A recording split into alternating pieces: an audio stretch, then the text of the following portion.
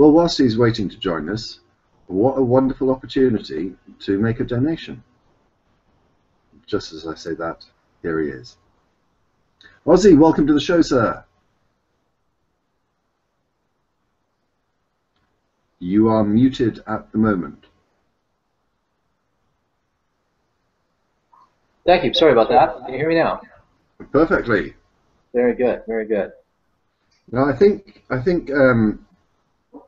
Well, I don't think I know. Pretty much the only reason I'm here for your hour is because you have fears that your internet connection may fail during the course of the hour and someone needs to step in.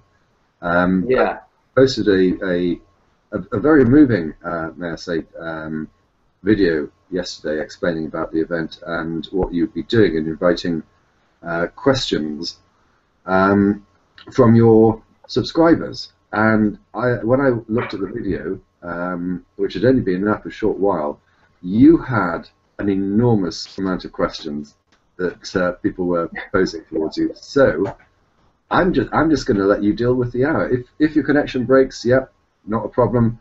But over to you, Ozzy, and thank you very much for contributing. Oh, thank you very much, DPR.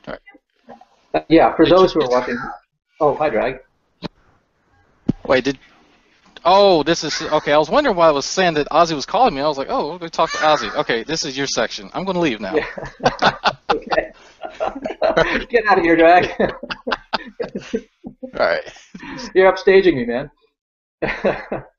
For those who don't know me, my name is Ozymandias Ramses II, and I'm a YouTuber, and I'm also an occasional stand-in guest panelist on the Magic Sandwich Show, so some people will know me already.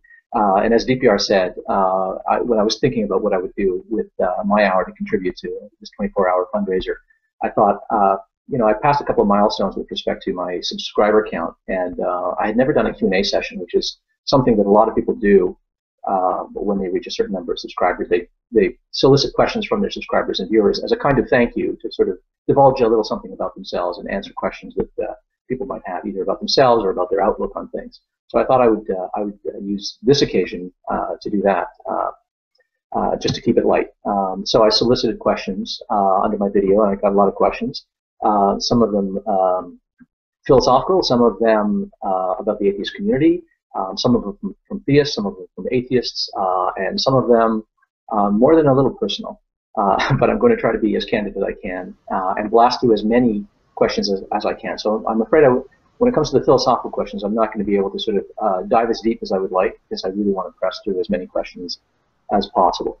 I have the questions that I'm going to interrupt you already because I think you're being too modest in the way you're selling yourself.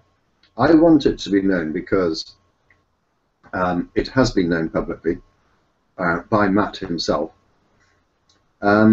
Most of the people who are watching, I suspect, are familiar with the debate that Matt Dillahunty had with Site and Brudenkate.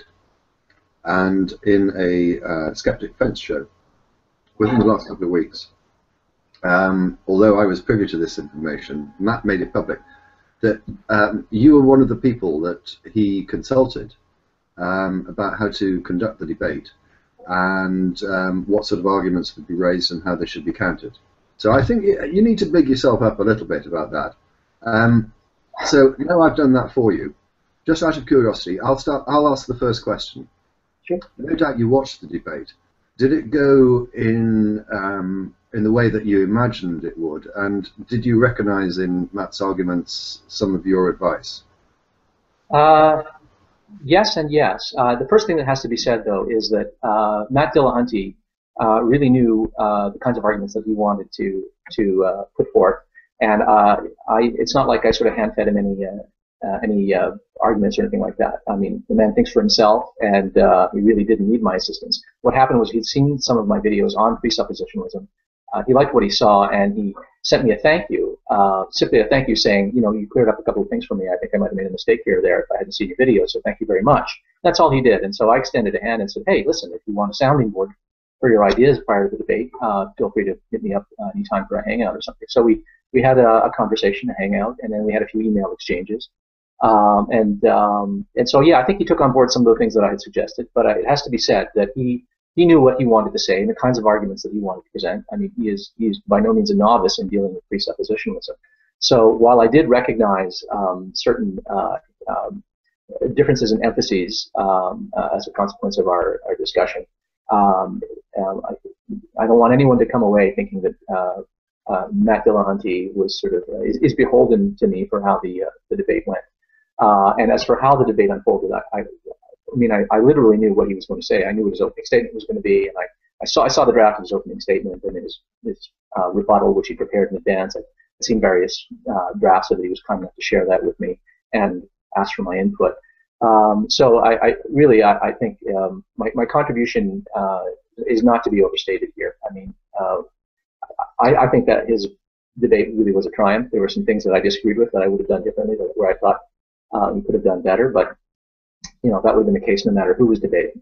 But yeah, I was very satisfied with the debate. It went pretty much the way I expected it, and certainly what Matt Dillahunty had to say was exactly what I had expected, because I knew literally exactly what he was going to say beforehand. And I was actually very honored and flattered that he would solicit a bit of advice from me that way. So I mean, major props to him for being so open-minded, even though he has thought about these questions himself for a long time. I mean, he didn't know me from Adam, so that was I felt quite honored that he did that. So thank you, DPR, for that. So with respect to the questions, let's see. Should I start with something heavy or something light? Why don't I start with something light? The first question that I'm asked, I get this oddly enough. It comes from a friend, Shanna Rockey. She's another YouTuber. Her question is, do you ever wear pants? Yes, I wear pants. And the reason that someone would ask me if I wear pants is because I have divulged in some hangouts that often when I'm making my videos and in a hangout, I am not wearing pants. I'm just sitting in my underwear. And this was sort of immortalized in a Sci-10 Atheist video where you get to see me caricatured rather grotesquely in my tidy whities. So yes, I wear pants when I go out. When I come home, they tend to come off. So there's a light question. A heavier question is from Daniel Lassander. My question would be regarding your own way to atheism, or if you were raised without religion, and what made you interested in the topic. And another person asked a similar question. Ozzy, one thing I've been curious about is what were the arguments or experiences that led you away from your Jehovah's Witness background? Was it a realization, logical arguments? What in particular pushed you over into atheism specifically? I know most of the time it's a gradual process. Was this the case for you? Well, obviously, as the second questioner reveals, I have a Jehovah's Witness upbringing. I was not a Jehovah's Witness, but my mother was very much enamored and impressed with the theology of the Jehovah's Witness. She was not herself baptized, so we were not growing up officially Jehovah's Witnesses. We didn't have to go door to door, for instance. We were not baptized. But we grew up with the theology of the Jehovah's Witnesses. So I was, in fact, a creationist, a fundamentalist, a Bible-believing, fairly Bible-worshipping Christian, and fairly rigid in my theology, as you would expect. I tumbled out of my faith starting around the age of 16, and by the age of 17 or 18, I was actually fully prepared to call myself an atheist. And the reasons are, I wish I could boast that the reasons were purely rational, that I just sort of looked at evidence and the arguments for my theology didn't make sense. But no, I mean, I denied evolution. I would argue with my teachers about evolution. I literally argued with a biology teacher in high school, saying, if evolution is true, why are there still monkeys? Much to my embarrassment. So the things that were sort of conducive to my losing my faith were not primarily being reasoned out of my own theology. What happened was I happened to be interested in science. My parents just happened to cultivate an interest in science in me. They were not educated people. We were sort of rural, fairly poor folks in rural Quebec growing up. But I had just sort of a natural interest in the natural world, in science, specifically astronomy, most specifically, but also geology and biology. And I was always sort of reading these kinds of science books for kids, and I was always getting, chemistry sets and telescopes and microscopes and things like that for as presents. So my parents sort of valued that and gave me that kind of opportunity to learn. And of course, if you are a fundamentalist and you are cultivating in yourself, and your parents are cultivating in you an interest in science and the natural world, it doesn't take long when you're interested in astronomy and dinosaurs and geology before you realize you come to understand some of the evidence against your theology.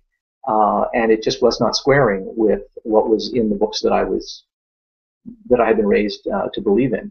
But of course, I didn't believe the science, so I just sort of bracketed all of the factual claims that I was reading about that conflicted with my theology, and I just kept with my theology, and I just sort of lived in this kind of compartmentalized world for a number of years.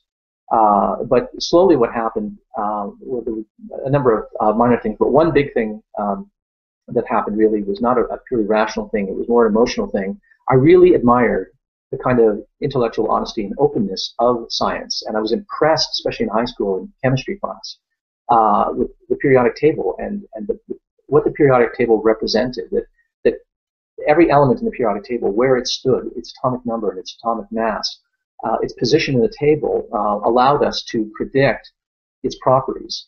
And that all of these facts about these elements had been discovered, and that many of the things that had been discovered had been predicted in advance.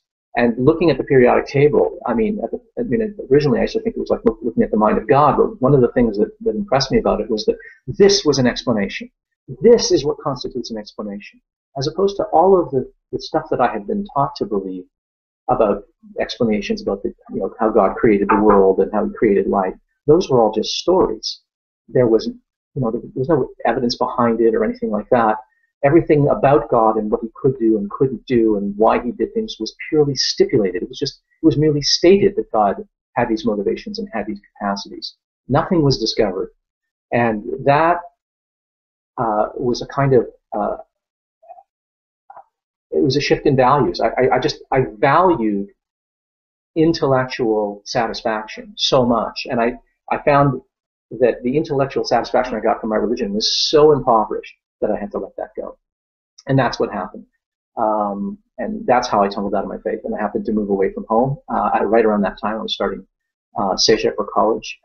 And that put me away from my family. And so I was free to sort of explore these thoughts and work out the moral implications and consequences of abandoning my faith. And I was able to do it without too much pressure. That's what did it.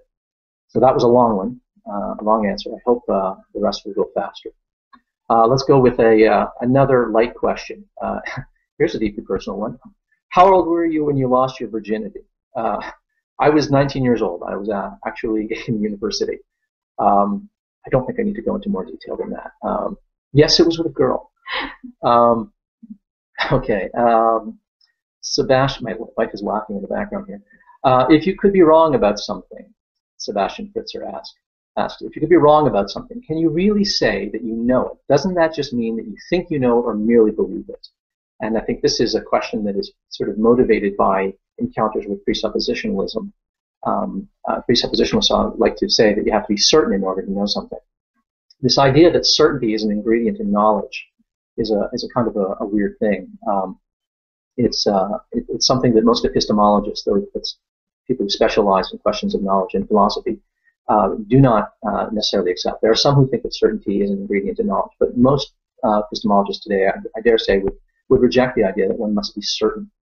After all, certainty is just confidence. It's just your level of confidence or conviction in a proposition. So even if you subscribe to a theory of knowledge, such as the justified true belief theory of knowledge, which is just one of many theories of knowledge, one of many definitions of knowledge, that definition doesn't imply certainty. And so even under that definition, certainty is not a requirement. If knowledge is having a justified belief that is true, then of course when you know something, by definition, it's true. The question is, are you in a position to establish or know that it's true? In other words, can you know that you know? And do you have to know that you know in order to know something? And a lot of epistemologists would reject that, and I would reject it. The idea that you need to know a proposition's evidence and know that you know that evidence and know that you know the evidence for that in infinite regress is an assumption, a philosophical assumption called the KK principle, the know that you know principle. It's actually very hard to argue for. You'll almost never hear it argued for. but it's an intuition that we have because we're used to, when we're asked to justify a position, give reasons. And then if the person doesn't buy our reasons, then they'll ask us for why we believe those reasons. And so it's natural to always ask for more. But it doesn't follow from that knowledge consists of the ability to indefinitely give reasons. So no, I think that it is, you cannot be wrong about something when you know it by definition, but it does not follow that you have to always be able to give an indefinite, literally infinite series of justificatory reasons for a belief in order to know it. That, I think, is a non sequitur. It does not follow from any definition of knowledge worth wanting or that would be defensible. Okay, how about another easy one? Black Floyd 94. Before you became interested in science and philosophy, what did you want to be when you grew up? I wanted to be an astronomer, desperately. I was I'm sort of a backyard astronomer and stargazer from, I don't know, about the age of 7. I was up there with binoculars and then later telescopes. So that's what I wanted to be. Unfortunately, I'm very, very bad at mathematics, and my cognitive disability in mathematics became more and more pronounced the higher I went up until, well, just even before I finished high school, it was apparent that I was never going to be an astronomer, that I simply could not do the requisite math. So that was a bit of a disaster. So I had to switch gears. And I was interested in science, and I was interested in the history of science. I had no time for philosophy. I thought it was just a waste of time and bunk. And I actually came to philosophy rather indirectly because I went to a liberal arts college and I was interested in the history of science and the history of ideas in the West. And I studied a lot of history of science. And when you study a lot of history of science, you end up learning a lot of the philosophy of science. And so my interest in the nature of the mind, philosophy of mind, and the philosophy of science is what sort of steered me into a study of philosophy. Okay. Next question. Prometheus Light asked a number of questions, but here's one. Do you think that abandoning religion can bring about bad consequences to humanity, regardless of the fact that religion is indeed a delusion? Well, I would agree that religion is a delusion. But yeah, I think that there can be bad consequences of abandoning religion, certainly at the individual level. If a person sort of abandons religion a little too drastically, they can be thrown into a complete state of disequilibrium. And people recognize that this is something that's likely to happen to them, which is why so many people, I think, fight and resist objections to their religion so mightily. I know that I did, and I've seen it happen to countless people. We've probably all seen that. If you organize your moral system, your moral beliefs, and your practical actions around what you think God wants and what His holy word reveals to you in a certain book according to your religious tradition, if you organize your moral life around that, and you have never really given serious consideration to how else you should navigate through life, you're going to run into problems if you just abandon religion.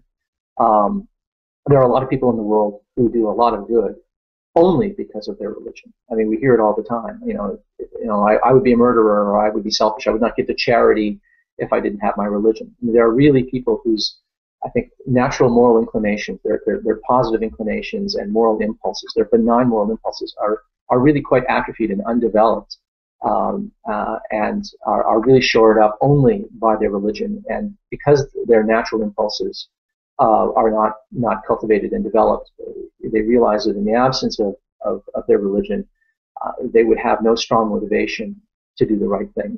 They would just sort of feel that they have no reason to do a good thing, like what Doctors Without Borders manages to do. You can be religious or not, and do the right thing. So that would be my answer to that. I think that there can be profound bad consequences. And now, if you're interested to sort of the larger view, I think that if we were to press a button and make religion go away, I think we'd be in a whole lot of trouble. I think that there would be some people who really would be completely thrown into disequilibrium, morally speaking, and it would just become dissolute in their lives. But if it happens gradually, as it can only happen, I think we can sort of shed religion the way we've sort of largely shed views about, sexist views, for instance, racist views, beliefs in witchcraft. I mean, these are all sort of superstitions and misapprehensions that we have managed to shed. And I think provided it happens gradually, people will discover, oh, how about that? I don't have to be, a sociopath if I stop believing in God. So I think there's nothing to worry about there. It would only be a worry if it happened suddenly. And I think there's really no risk of that. So there, I don't think that there's much to worry about. There is one concern, though, that I would have, and that is religion is that which binds. It really binds people together. It gives people a sense of social identity and common cause. And if we don't have secular alternatives and values in place, then there is a danger, a risk of social atomization, where everyone is sort of out for themselves. That is a concern that I have, actually. Doesn't keep me up at night. How about a lighter question? Rational Agenda asks, you've let us in a little on your academic background, but you chose not to pursue that is philosophy, as a career. I think I recall you saying something about moving into the field of construction.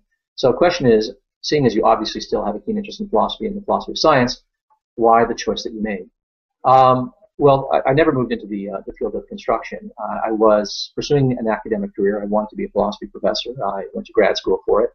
Enrolled in a master's program and then a PhD program, but I quit before obtaining a PhD. So I don't, in fact, have advanced degrees in philosophy, although I went a long way, and I had the privilege of teaching undergraduates when I was a graduate student. But the reason I didn't do it was really I kind of became a little disenchanted with academia. It's a dog-eat-dog world of publish or perish. There's a lot of applying for grants and a lot of committee work and departmental meetings and politics. And the closer I got to the brass ring, the less enchanting it seemed to me. Even though I love teaching, the daily grind of academia seemed a little less appealing to me. And perhaps more importantly was a sort of a personal failure on my part. I'm not a very disciplined person.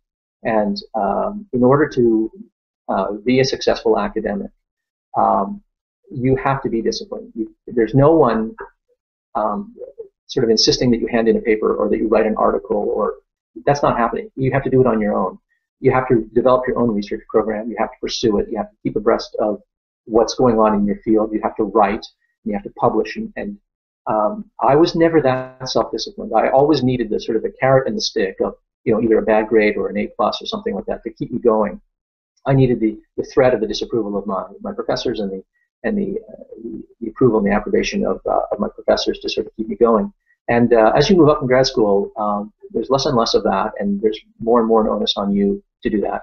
And I am not that kind of self-disciplined person to sort of go to a library on my own and start my own research program and stuff like that. I can dabble, but to do it systematically and really quite intensively, as is required in academia, I couldn't do it. And I realized I'm just not cut out for this. I'm going to be one of these professors who, manages to get a job somewhere, but isn't doing anything in the field and is like years behind and is reading from his, moldering, dusty, yellow lecture notes from 20 years ago. And I didn't want to be that guy. So I chose to leave. And I went into different fields. I went into market research, where I was a trainer. I worked in the tech field, where I was a trainer. And in 2005, I retired early through some good financial planning on my wife's part and some good fortune. So I have not, in fact, had to work since 2005. So I'm not, I don't know where the construction came from. There must have been some misunderstanding. I've never worked in construction. I worked as a landscaper as a grad student, as an undergraduate, but that's it. Okay, perhaps another serious question. MereChristianLogos asks, is Jesus of Nazareth a historical myth? This is not asking, is Jesus the anointed one or the Christ or otherwise the theological Jesus a myth? I'm asking, was there a poor Jew who lived in the first century that we know as Jesus? Is Jesus historical, pure myth, or something other? I really don't know the answer to that. There was a time when I would have said, oh, absolutely, he's a historical figure. But I mean, I have read the works of Richard Carrier and Robert M. Price, and they have really given me pause to sort of reconsider the state of the evidence. I am no longer so convinced, and it's as a consequence of the paucity of evidence, but more importantly, sort of a closer reading of the New Testament specifically our oldest witness, Paul, the epistles of Paul, specifically the authentic letters of Paul. There are some that are questionable, or in fact regarded as Deutero-Pauline or pseudepigraphal. But the ones that are sort of considered authentically Paul, there's a real problem there. Paul just doesn't seem to talk about Jesus like he's a flesh and blood person. He says he was born of woman. Okay, that's true. And he says that he was crucified. He was tried and crucified and died and rose on the third day. But when he talks about him rising, he talks about him rising as a living spirit. And when he talks about his encounter with Jesus, he talks about what seems like a vision. And when he talks about Jesus appearing to other people, he uses the same word, appearances. And he just doesn't seem to talk anything about the life of Jesus, the ministry of Jesus, the words of Jesus, the sayings of Jesus, even where he should be saying, hey, remember what Jesus said in making an argument. He doesn't do that because other theological reasons. And so I think it's very possible that Jesus is a kind of back-formed, reconstructed character based on a different kind of conception of God and a savior, possibly a pagan influenced God. I think that there might be some syncretism going on here between the pagan world and the Jewish world. But there's also some good evidence in the form of the Gospels, some kernels there that might actually date back to such a man, a Galilean Jew, an apocalyptic preacher. So I'm also a little more inclined, I have to say, to the thesis that Bart Ehrman puts forward. In fact, he's written a book recently about Jesus, not so much his historicity, but who Jesus was and how could this Galilean Jew have come to have been seen as a god by a sect of followers. I'm actually a little more inclined towards that way. But the answer is, honestly, I don't know. I think it's more probable he existed. Okay, a like question. Prudent Discourse asks, how stereotypically Canadian are you on a scale from not even a hockey fan to drinks maple syrup directly from the bottle? Well, I will drink maple syrup directly from the bottle, and I'm not even a hockey fan. So I'm at both ends of the scale, sorry to say. But I think I'm pretty thoroughly Canadian. People seem to think that I'm sort of exemplify certain polite Canadian values and stereotypes. I love canoe camping and canoeing. I love snowshoeing and winter sports. I love winter camping. I build igloos and go winter camping in igloos. So I think I'm pretty high up there when it comes to Canadianness. Another light one. Would you describe yourself as an introvert or an extrovert? Well, I'm kind of mild-mannered and fairly soft-spoken, but I would consider myself, I have to say, extrovert. Even though I do feel shy in social circumstances, I'm not shy about public speaking, and I like people, and I sort of seek out the company of people. So I'd have to say I'm an extrovert. Heavier question. demonorse asks, well, it's a hard one. Why do atheists and faith heads alike completely ignore environmental issues and continue to blather on and on about curing this and that disease, thus allowing the exploding human population to increase even further, ultimately exacerbating the situation? Boy, that's a big question. Well, I think atheists and faith heads alike completely ignore environmental issues because environmental issues, in the words of B.F. Skinner, the future is not very rewarding. The future does not reward us. What's the future ever done for us? We have a hard time taking the future seriously. Things like the consequences of a population explosion and global warming and that sort of stuff, it's just hard to take them seriously. And I don't think that atheists are in fact more rational or more committed to reason than the so-called faith heads. I don't think a person, just because they shed their religion, automatically becomes a better critical thinker, suddenly in greater possession of rationality, reasonableness, and things like that. I think that these are values and virtues that you have to learn and cultivate in yourself. What I think tends to happen is a lot of people fall out of their faith in part because they discover certain, scientific facts, historical facts, and that sort of allows them to reconsider things, and that is an ingredient in the abandonment of their faith. And so our tendency is, I think, a kind of intellectual conceit to assume that we atheists are necessarily more rational. But I don't think that's true. I don't see a lot of evidence of it. I see a lot of dogmatism and irrationality within sort of the atheist community, and just sort of the average atheist out there on the street who's not part of, who doesn't even self-identify as part of any atheist community or secular movement. So I hope that answers the question. I think really what it comes down to is we're just not very rational, and we just don't take the future seriously. Benaberry, I like question asks, first rock concert you ever went to? First rock concert I ever went to was Black Sabbath, when Ronnie James Dio was the front man after Ozzy Osbourne had left. And then my second concert was actually Ozzy Osbourne as a solo act. MyOnlyFarph asks, why do you hate freedom, and do you want the terrorists to win? No, I don't hate freedom, and no, I don't want the terrorists to win. So I consider that a loaded question. Mathew Steele asks a serious question. If we as a species are going to move further away from religious dogmatism or dogmatism of any kind, what do you think will most adequately move us between the need for that dogmatism, if that's even possible? That's a huge question. I haven't thought about these questions in advance, really. I wrote them down. I chose them, of course, but I mean, I didn't really think them through. I mean, what's going to do it is a commitment to science, actually. We have to start teaching science, not just as a body of facts, but as a methodology. And I think one way to do that is to, first of all, teach the history of science, teach the philosophy of science, and teach logic and critical thinking.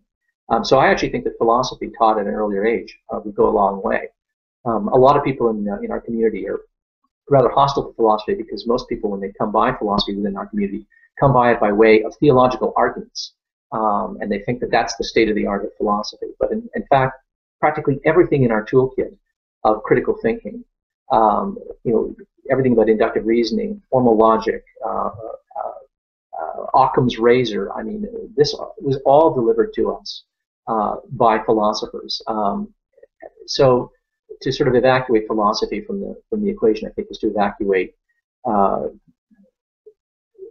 of the biggest contributions in intellectual history to rationality and the elimination of dogmatism. And we have to sort of recognize that their apologists are in the habit of dredging up long, discredited arguments and trying to breathe new life into them. I think William Lane Craig is sort of the perfect example of that, with the quantum cosmological argument, dusting off a long, discredited argument and trying to breathe new life into it. And so a lot of people think that, sort of philosophy is only about these moldy old arguments that really, in the modern day, don't hold up. So I think if we can sort of teach critical thinking in a philosophical mode, teach formal logic at an earlier age, teach the history and philosophy of science, then people will come away with a better sense of what is actually an intellectually satisfying explanation. And that, I think, will just make religion point. So I think that's the single biggest ingredient, which is why I think we've come as far as we have. I mean, I think, universal education has done an awful lot to sort of disabuse people of religion. It's gotten rid of our parochialism. It's opened our world. So I think that's the way to go. I know that sounds like a trite answer, but really I think that's the way. Trey Jadlow asked me a number of questions. They're actually fairly deeply philosophical and take too long to answer, but so I'm going to, Trey, I apologize, I'm just going to answer your most frivolous question, which is, what is the significance of that necklace that you're wearing? It doesn't have any great significance. This is a moose antler, a slice of a moose antler that has had drilled into it a badger paw, a stylized badger paw diagram. And I wear it because I'm interested in camping and the outdoors and bushcraft, and I wanted something kind of bushcrafty as a kind of adornment. I don't wear any other kind of jewelry. I don't wear a watch or anything like that either. I just sort of wanted something to sort of signal that this is an interest of mine and a part of me, because it's actually something I'm very passionate about, is the outdoors. I got it. I didn't buy it. I won it in a contest. There was a contest to do a review of a piece of camping gear. I chose to do a review of a piece of camping gear that I used to build igloos. And my entry won, and this was one of the prizes in the contest. So that's why I wear it. That's the significance of it. Bob B. Orchard asks a light question, which upon consideration here is actually fairly heavy, but here goes. Have you ever found any layperson's philosophical thoughts especially interesting or surprising, unexpected, either online or in daily life? If so, what has been one of the most memorable, exceptional instances? Well, I can think of two. One was a friend, his father, had told him, given him a piece of advice, and this friend gave me the same piece of advice one day. He just said casually, you should never, reach a decision, make a decision when you're angry. It seems like a trite, fairly obvious piece of advice, but I mean, it sort of struck me actually how profound that is, and how that is in fact a chunk of wisdom. And anyone who I think wants to self-identify as rational and a critical thinker and a skeptic, I mean, really ought to be able to not act on emotion and not say things on emotion and not respond to arguments just on emotion because they strike you as BS and stuff like that, and immediately launch into your script or something like that. But to sort of distance yourself emotionally, divest yourself emotionally as much as you can. And you're not going to stop feeling those emotions, but you can, in fact, realize that this is just an emotion and it's just going to pass. It's sort of adopt a kind of Buddhist view of your own psychological states, and that I think is how you can sort of be more practically critical and skeptical. It's simply willing yourself, deciding that I am not going to act on these emotional impulses. So when I see something, a post, or I see a video or something, I'm not just going to go into a flame war and launch in. I'm going to hold back. I'm going to think and wait for that rage to pass. When the internet first got up and started, I remember when email first started and Usenet newsgroups started, there was this thing that we used to call flame wars, where people would post something, someone would get upset and post back, and the immediacy, the speed with which you could respond was very conducive to people just amping up and getting into huge arguments. So that's, I think, a piece of wisdom that sort of struck me that should be obvious, but it just came casually from the father of a friend of mine. And another one that was really had an impact on me was I was reading a book by Bill Mason, who wrote a book called The Path of the Paddle, which is a book about camping. It's about canoe tripping, actually.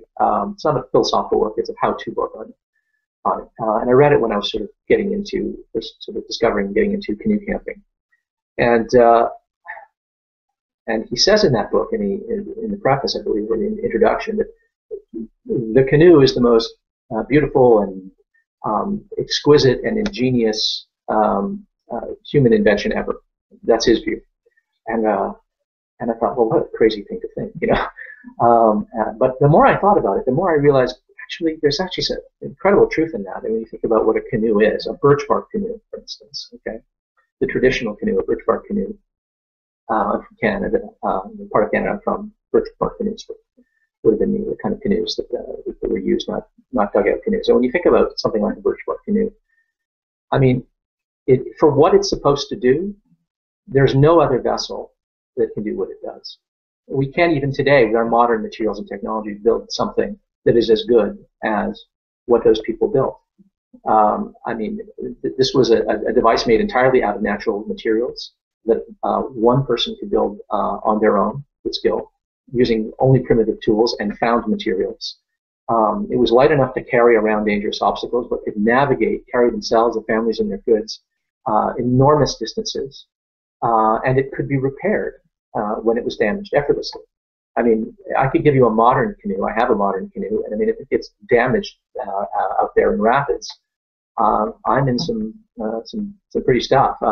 I've got a problem. It's very hard to repair something like that.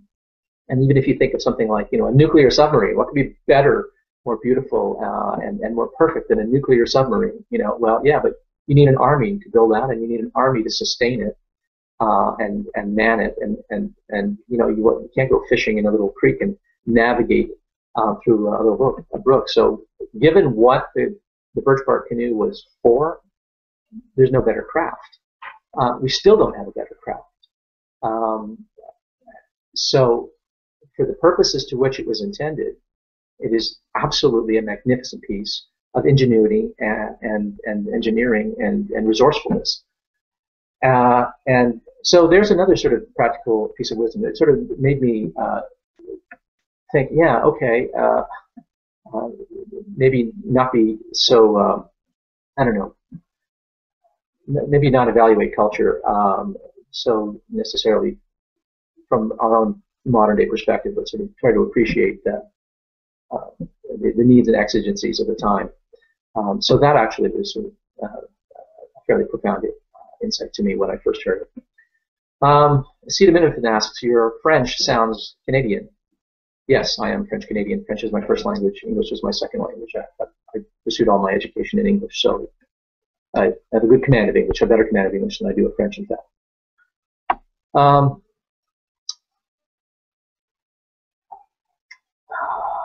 MJT532 asks, when people ask atheists, what would it take you to believe? Often you hear ridiculous scenarios like God rearranging the stars or something that will never happen. So I'm wondering if there are any reasonable scenarios that would convince you. The question is actually a little longer than that, but I've shortened it to that. Actually, the idea of God rearranging the stars is an example that I use all the time myself. Meaning, if God existed and wanted to demonstrate his omnipotence and his power, he could just move the stars around and spell out, I am Yahweh in every language known to man, and everybody would look up the sky and see it, and astronomers could confirm that the stars had in fact moved. I mean, I think this would be fairly convincing. God could also stamp "made by Yahweh" on every particle. The physicists could reveal to us, hey, guess what? Suddenly every particle says "made by Yahweh." I think that would stand as very good evidence, fairly conclusive evidence that, yep, we're in the presence of Yahweh. We better start rethinking what we think about God and whether he exists. But what about something more practical? Now people will say that those are preposterous suggestions, obviously. Well, they're only preposterous because you know your God wouldn't do those things, and because gods don't do those things. But if we lived in a world of where Yahweh was performing the kinds of miracles as described in the Old Testament, or the Olympian gods were performing in the epics of Homer, that is exactly the kind of thing that we would expect to find and could find. It's only because we live in a world where everyone knows that's not going to happen. Just like, God doesn't care about amputees. He never regrows and regenerates a limb, apparently, even though animals can regenerate a limb, just like fly robot. I actually don't think that is a ridiculous scenario, a ridiculous request.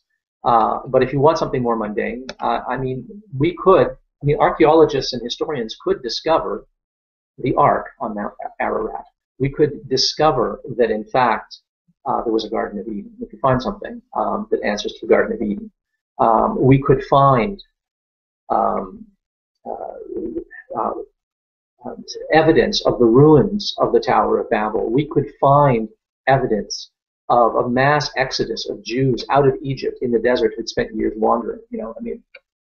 We don't find this kind of evidence. We could find evidence of a worldwide flood. Real geological evidence. What we find in the Quran, what we find in the Bible, these stories, we could have found evidence of those things. And then those books would stand revealed as history and prophetic. But they don't. And that's one of the reasons why I don't believe, and I'm not convinced. They read like myth, and we have falsified too many of the claims. There wasn't an exodus, for instance. There's no evidence of a worldwide flood. There's just so it is absolutely possible in principle for me to be convinced that Yahweh is real and that the Old Testament God is real, but we don't find that evidence. Okay, how am I doing for time? Running out of time. Got to get through these. What type of music do you listen to? And more specifically, what? No one cares about what music I listen to. I'm not going to get into that. You mentioned that you do not have children, nor do you plan on having any in the future. When did you come to make this decision, and why? Too personal? You did say anything. It's not too personal. I made the decision that I didn't want to have children in my early 20s. I've been with my wife for 28 years. We both agreed when I was about the age of 26 that we didn't want to have kids. And we just decided not to have kids. Why I didn't want to have kids? I just felt that there's an awful lot of people in the world who are parentless. And if I was going to have children, I would adopt. So that was my reason. If a child had come along, I would have gone with it. It was actually a time in my wife's life where she changed her mind and said, yeah, I think I want kids. And I said, okay, we can do it. And then she changed her mind again and said, no, the biological clock has stopped ticking. So we decided against it. So we went with plan A. So that's why we decided not to have kids.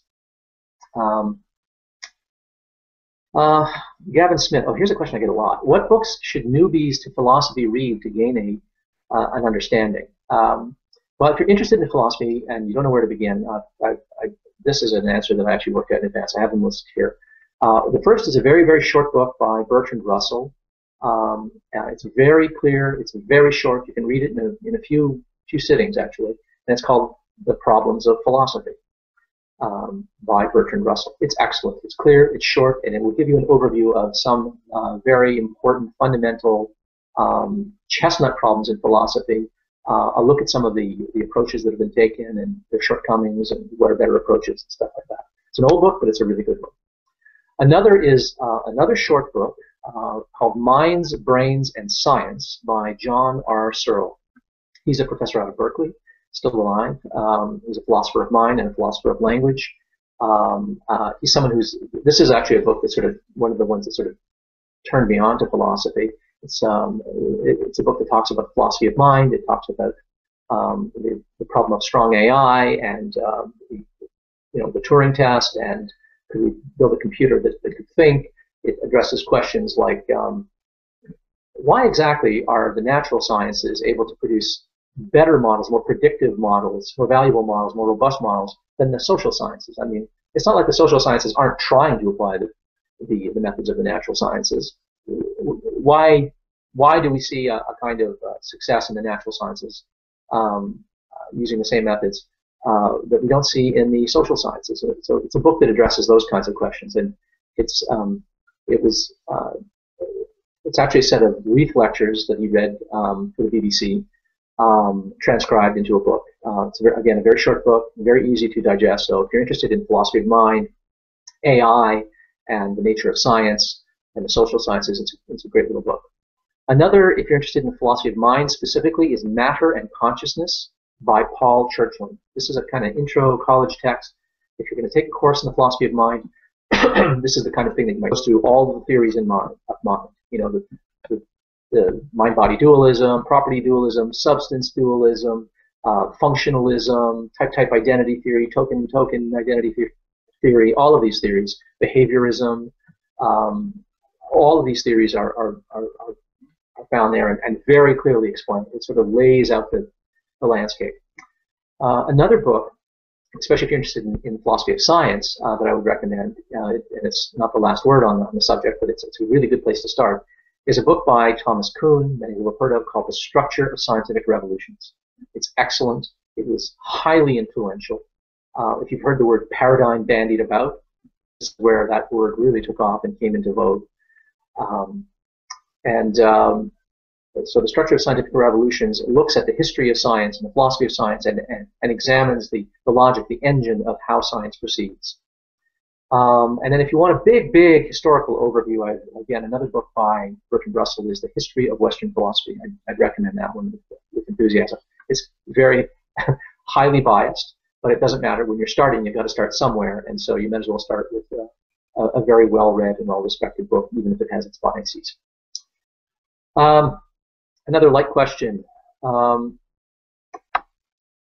If you had the chance to transform into a mythological creature, which one would you choose and why? Well, I would turn into the mythological creature known as God, because if I did that, then I could turn into anything else if I wanted to. So there. I hope that's not cheating. But, otherwise, I don't know. Serious question from Making It Explicit. MIE asks, on the scale between Cartesian representationalism and foundationalism and Rortian anti-representationalism and anti-foundationalism, where do you stand? Okay, well, that's a question that's asking about theories of representation. What goes on in the mind? Is the mind, for instance, a representation of reality? And foundationalism has to do with, do you think that knowledge is based on a foundation, or is knowledge more like a web of belief? That kind of thing. So where do I stand? Well, with respect to the issue, I'm a representationalist when it comes to thought, mind, and intentionality, and I'm an anti-foundationalist when it comes to epistemology and knowledge. So I guess in a way that puts me smack in the middle, but I hope that answers the question. MIE. David Campbell asks, what are your thoughts on the rapid interest in kayaking versus canoeing in Ontario? Will the iconic canoe truly disappear from summer traditions?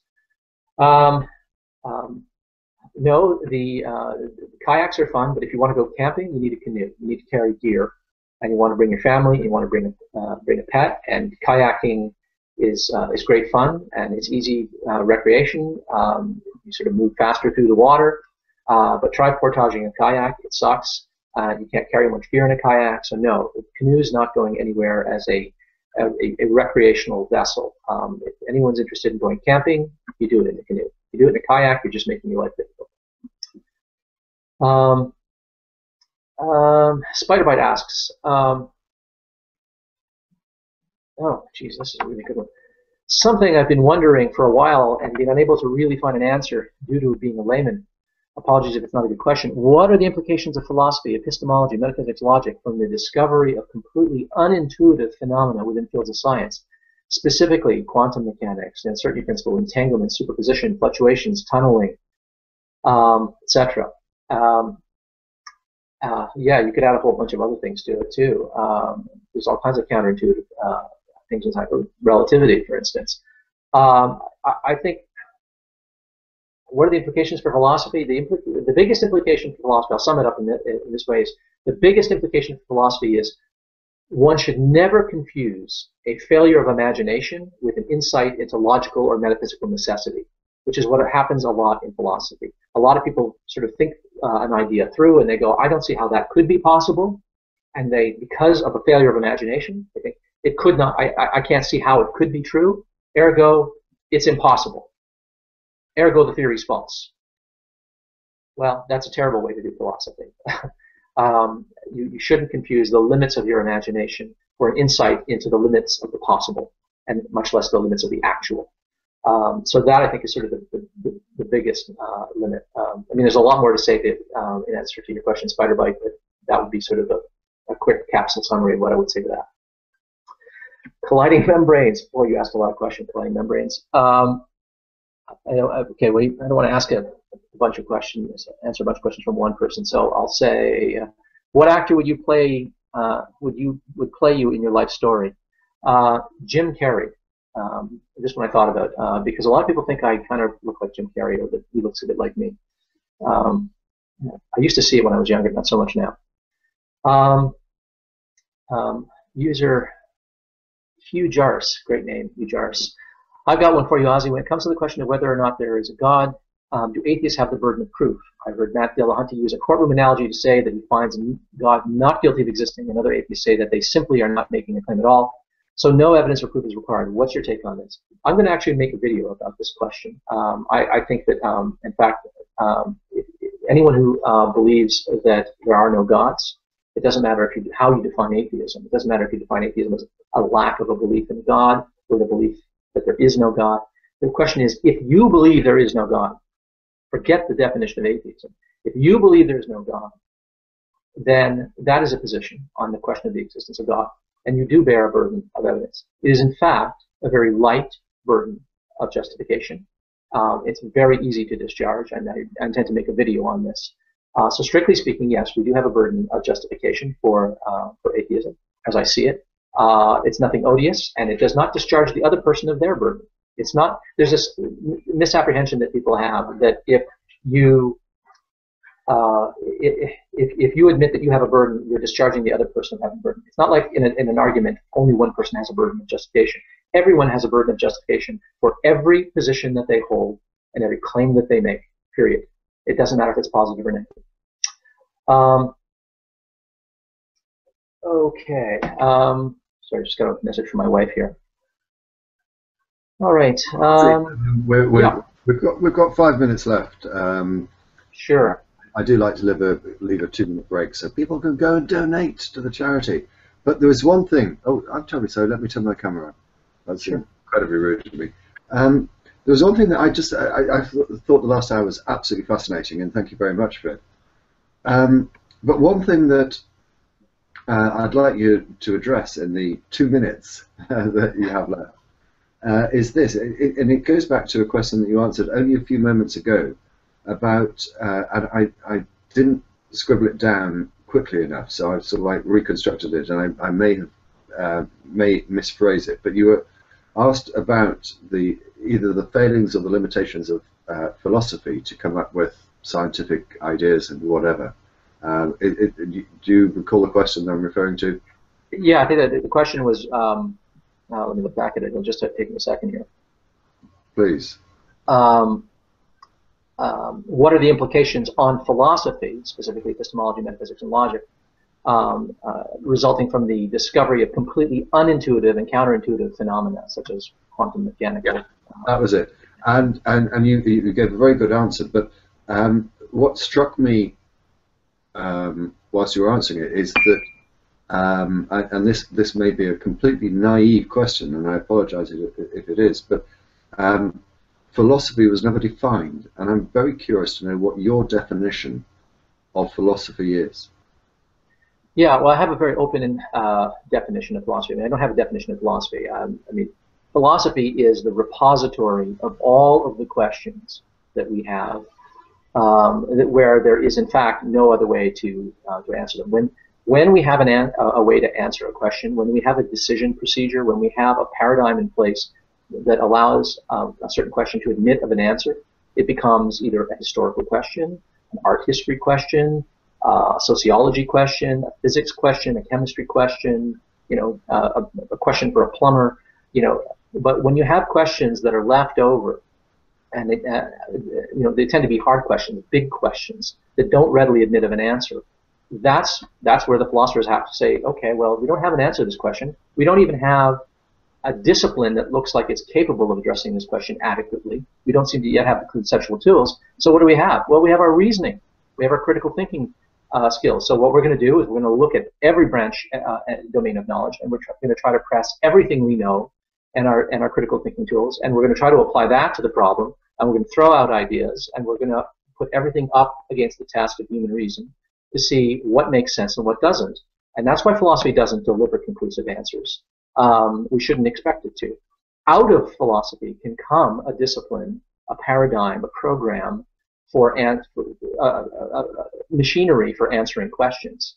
But philosophy isn't something that has its own domain of knowledge. I'm not someone who believes that there are philosophical questions that properly belong to philosophy. It is, in my view, that it is the business of philosophy to evacuate itself of a domain at all, to try to get rid of every question that it has. That's never going to happen. We're always going to have remaining questions, but philosophy has no proper domain no proper subject that is its own. Like people will say, well, morality is a philosophical question. Well, it's a philosophical question now, but I don't expect it. Physics, everything in physics used to be a philosophical question. Everything in history used to be a philosophical question. Well, it's not anymore, and I think that's what's going to happen with certain things, certain kinds of epistemological questions, certain kinds of questions in the philosophy of mind, certain questions with morality. These, I think, will either get farmed out to existing disciplines as we learn how to crack these problems, or we will develop new disciplines, and that will happen sort of as an outgrowth of philosophical reasoning and clear-minded, critical thinking on these questions. There's so much more that I'd like to ask you, but in fairness to Peach, who's coming up next, Ozzy, can I thank you very much indeed for a very interesting hour. Thank you. It's been great fun, and thank you for your support of this event. Thank you. Could I just make one quick appeal? I mean, this is one of the most noble causes that you're going to find. There are very, very few causes where people are doing more immediate good than what Doctors Without Borders does. And my wife and I have actually pledged to liquidate our assets upon our death and donate our entire estate, everything we own, effectively to Doctors Without Borders. It's easy for us. We don't have kids, so we don't have to worry about those. But that's our plan. I mean, that's how strongly I feel about this cause. So I hope you will donate. You don't need to donate a lot. Just donate something. Thank you. Thank you very much indeed.